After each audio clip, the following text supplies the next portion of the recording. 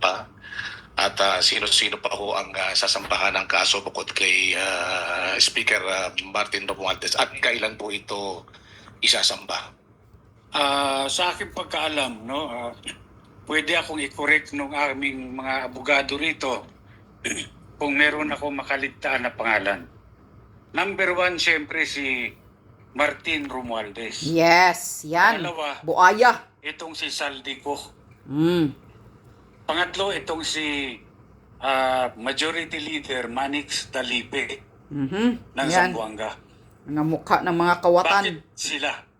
Dahil po, una, wala pong nangyayari sa House of Representatives na hindi po alam ng Speaker of the House of Representatives. Yeah, yes. Lahat po yan may basbas ng Speaker. Tama. Wala pong gagalaw dyan kapag hindi po sinabi ng Speaker. Kaya nga po dito, sigurado ako, itong si Martin Romualdez ay talagang siya ang may pakanan nito lahat. Siya ho ang author nito. Ngayon, siyempre ako gusto ko rin magpasalamat kay Congresswoman Stella Kimbo. Dahil kung meron mang tunay na bayani dito, si Congresswoman Stella Kimbo. Dahil siya mismo ang umamin na maraming blanco ang BICAM report. Ngayon, bakit nagkaroon ng 241 billion na additional budget doon sa 241 billion, grabe. GAA na pinirmahan ng Pangulo?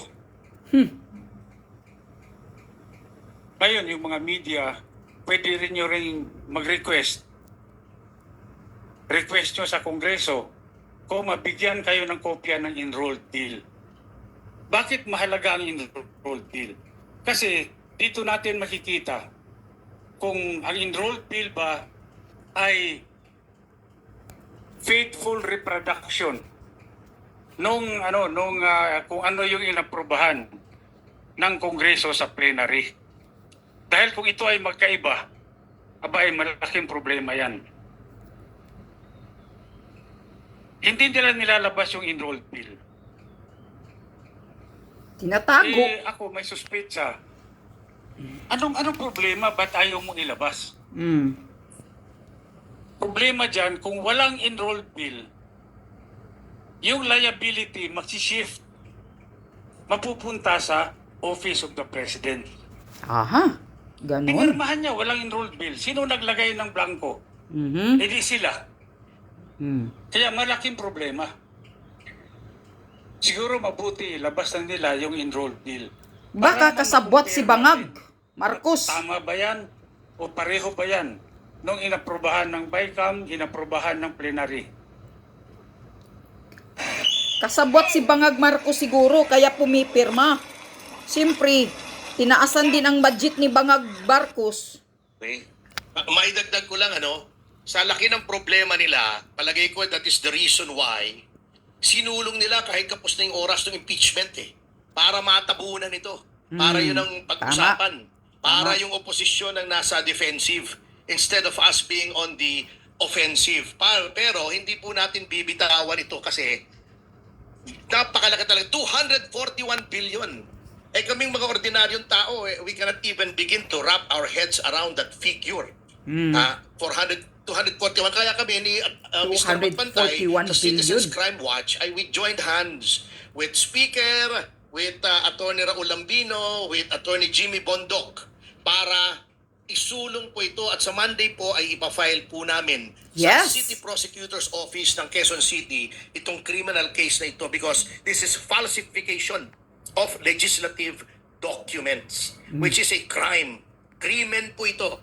It is a crime not only under the revised penal code but in view of the amount involved, it is a crime against the Filipino people.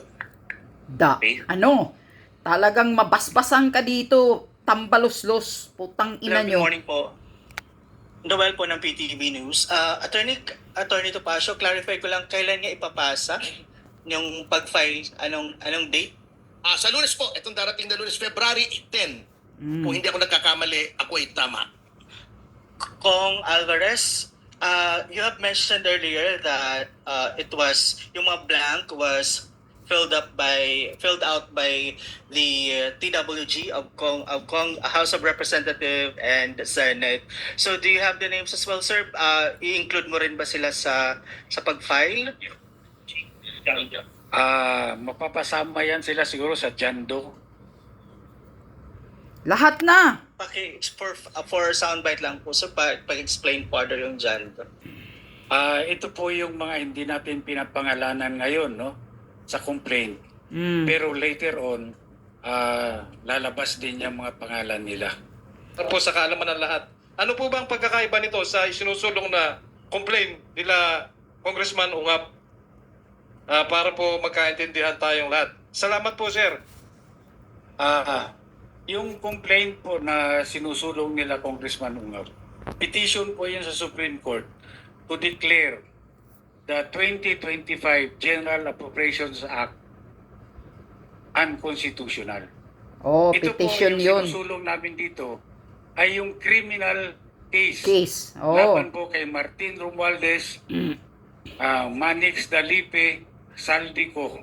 Ta. Yun po.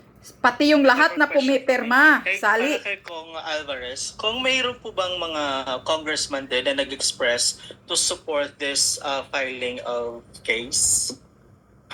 To be honest about it, sa ngayon, wala pa. Wala pa. Kasi dahil malaki rin yung mawawala. Wala ng akap. Mm. No?